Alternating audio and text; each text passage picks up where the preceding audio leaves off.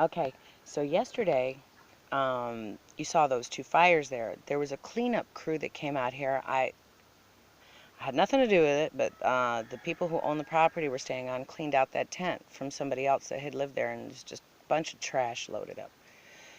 Well, anyways, as those fires were burning, now mind you, here where I live, lots of people burn. Lots. Around us, all the time. These guys have been burning for 2 weeks. A bunch of stuff like that. But I just finally decided to record just one day, the last day that they were burning. The last day. Because there was so much trash over there, you'd be surprised. They were taking out most of the metals. And yeah, they were burning like mattresses. That's what was on that fire that got so big. Well, anyways, there's a guy who lives back there. Just in case something happens, I'm making sure this is videoed and documented, because this is some crazy stuff I live with. Crazy shit. Who are we kidding? Anyways, I know I'm saying an awful lot, but I just found this out. Uh, I went to go take a shower when the people that were cleaning up, it was two guys and his wife. They were doing a dump run, and it was shortly after I had videotaped that one. I went to go after I laid the rug like I was gonna, like I said I would in this foyer.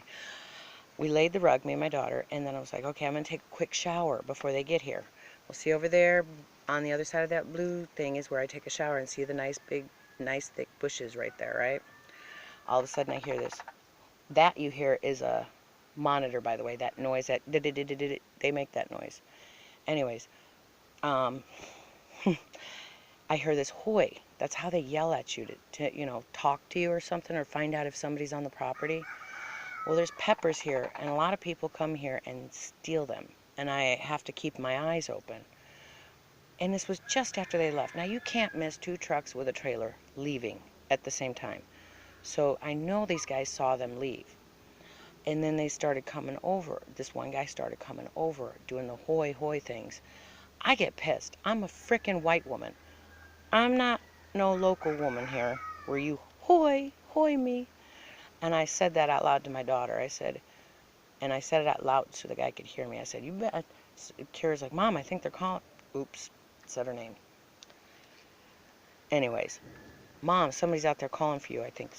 And I'm like, nobody better be calling for me. Nobody better be fucking hoying me. You don't hoy me. And I'm about to take a shower. Well, I look through the bushes, and I see this guy coming. And I'm like, he's heading closer and closer. And I was freaking out. I was like, and I heard him say something about the fire. And I'm like, I didn't start those fires. I had my little cook fire, as I showed on my other video. That's my cook fire. That's what I have. That's legal. Those other two, I didn't start, and we'd been burning. Well, not we. The guys cleaning up had been burning for almost 2 weeks now. Now you're going to yell? You're going to come over here when nobody's here?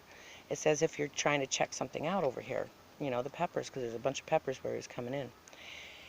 Well, now he's put up a pink line. He was a lot closer than that. And I yelled. I said, you need to get back. This is private property. You're trespassing. I'm not trespassing. This is my property. And I'm like, I could see you, dude, clear as day. If I can see you, you're trespassing.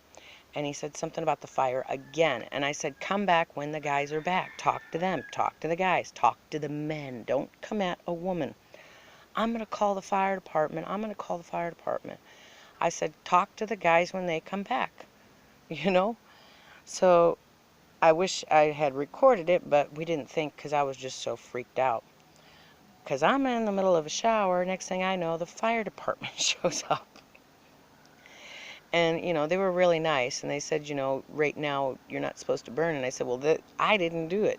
It wasn't me that was burning this stuff. I said, the guys will be back soon, and they're the ones responsible for it. But I told them what the guy did, and I said, he was coming way over here on the property line. Well, this morning, the guys they came back, they had come back, but he didn't come back over, of course, later when they finished up last night. And then they come back again this morning to rake up everything and pick up the burn piles. And they see the guy over there. Well, they start hoying him, and so they go over and they talk. He comes back and he tells me how they're carrying pieces. They got 9mm on their waists, concealed weapons, and he had it out, and then he concealed it under his shirt. It was like showing, I got a gun. Well, we hear guns go off here a lot. I don't think nothing of it, thinking it's just they're going after the pigs. Well, now it was pretty much a threat because he said, I'm not saying it, you're putting word in my mouth, but still, the point was, leave the guy alone. I disrespected him. I said I didn't disrespect him. He was coming onto the property. I saw him. He was a lot closer than that boundary line because he put up pink tape. A lot closer than that line was yesterday. And I had to tell my daughter, don't say anything to that guy. He's crazy. He's nuts.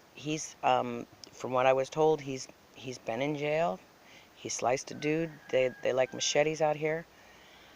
This might be a U.S. territory, but boy, I tell you, this is another reason why I got to get out of here.